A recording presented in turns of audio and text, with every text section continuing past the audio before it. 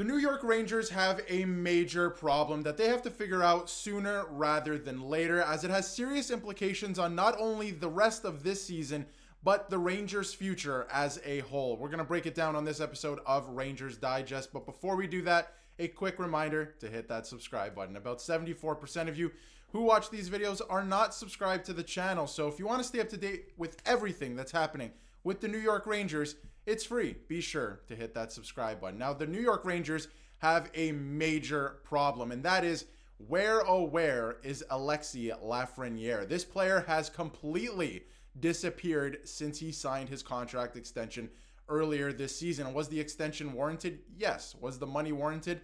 At the time, I would argue, absolutely. I think I made a video on it saying this was a crazy contract. This was such a great value contract if you look at his comparables, and we were looking at comparables, and he was making less than all of his comparables. So I said at the time it was a great contract. He has disappeared, and this was a great article from Jim Cerny, and this hasn't been talked about enough, and this is really making the rounds in the last 24 hours because a lot has been made about Mika Zibanejad's game so far this year. We have to start talking about Alexis Lafreniere, and there was rumblings last week of he's not playing great. We should probably start talking about this. And I think it's full blown this week where it's like this guy's completely disappeared since he signed the contract. And it's worrisome. So we're going to get into it. And the other thing that's concerning for me is this isn't a Capo Caco situation where you're like, okay, he's not producing. Why isn't he producing? And it's because he's playing on the third line, and it kind of makes sense in that way. Alexis Lafreniere is routinely playing with the best players that this team has to offer in Artemi Panarin, Vincent Trocheck, and others, and sometimes on the power play as well. So it's a little concerning, but we'll get into the article.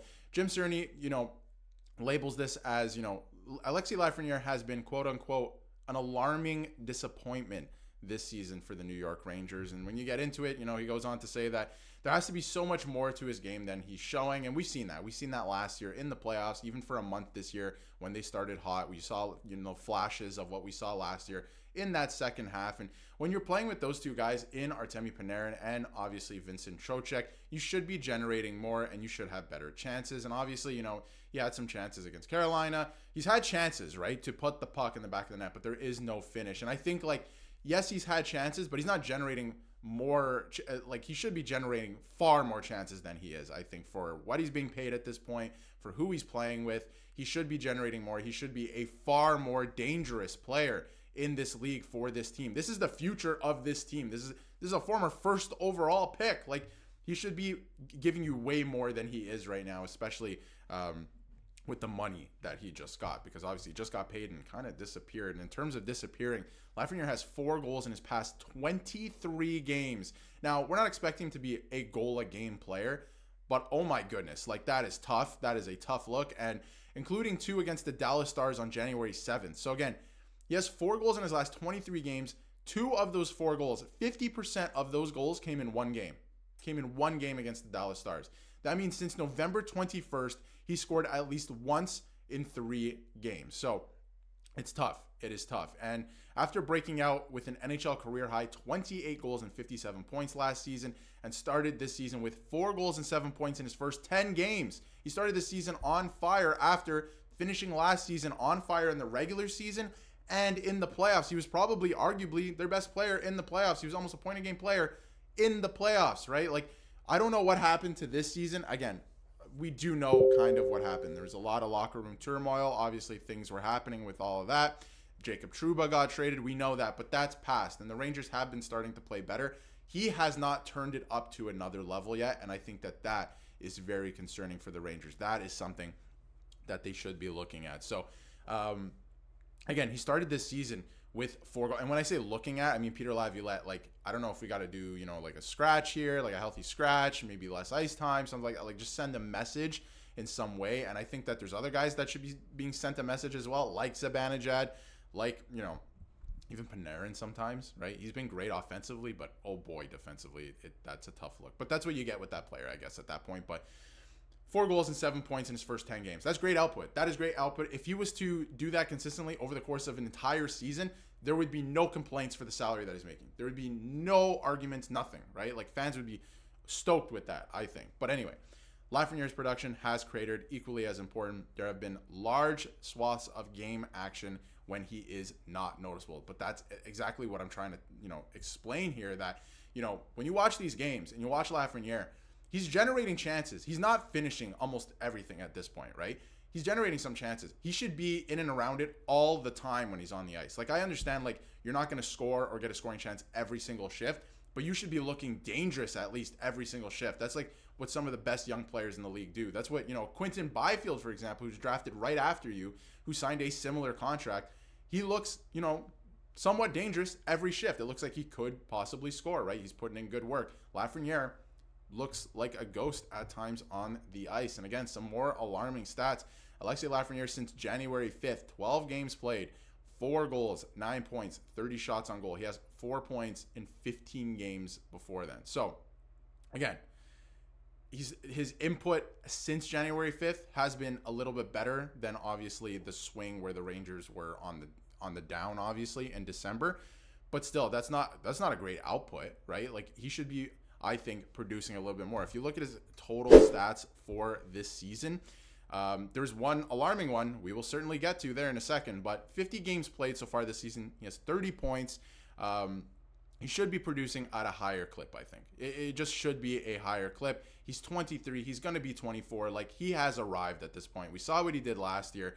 Like, there's no excuse, I think, at this point. Like, he should be producing more. He is the future of this team. He logs a lot of ice time, right? He doesn't play, he does at times play on the first power play unit, but, in terms of specialty teams, not too much there, depending on the ice time, obviously, and how they split the power play. But, almost plays 18 minutes on average a night. Should be making more of an impact. And the other thing, too, is besides the point totals and all of that, he's a minus 13 this year. And I don't like to look at plus minus too much, right? Like, I think it's more of a team stat or sometimes, a result of other, external factors. But he's a minus 13. He's not playing great 5-on-5. That is a very clear sign that he is not outscoring his opponents 5-on-5, clearly. Like, not even close. It's not good enough. It is not good enough, especially for the contract that he just signed. And not just that, again, to do with the contract, you never want to see a player start slumping and doing stuff like this immediately after signing a contract like that, right? Because he was playing great, gets the contract, immediately goes into whatever this is that he's dealing with. Now, that being said, I do want to point this out. Within the next 5 weeks leading up to the trade deadline, I totally agree with Rangers Muse here. These 4 guys are untouchable to me. I still think Alexis Lafreniere, like, you don't trade him. He will probably figure it out, but I think the thing right now is with where the Rangers are in the standings and all the circumstances, you need way more out of this guy after signing that contract. I think you just need him to be like a leader, right? Like, maybe not wear an A, definitely not the C, anything like that. Like, I don't see him as the captain of the Rangers, but be a leader on the ice in terms of point production, going out there, generating chances, stuff like that. That's what you're paid for. That's the player that you are. Go out and do it, right? So Alexis Lafreniere, since signing his extension on October 25th, because he signed it about a month into the season, and again, the contract is a 7 times 7.4-ish in that area. 31 games, 5 goals, 9 assists, 14 points. He's a minus 15 since that time, and scoreless in his last 8 games. From a steal to lock him up early in the season to now a massive question mark. And he has a massive question mark once again, because he was a question mark before. You saw some promise. You saw what he did last year and early this year, and now we're at question mark status again. Not great. Not a great place to be if you're Alexis Lafreniere. If you look at his advanced numbers, pretty good offensively, right? Like, we've always known that. Defense, got to clean that up. Again, the plus-minus thing, right? Like, you have to clean that up if you want to find success. Since signing his extension, Lafreniere, 23 points, 42 games.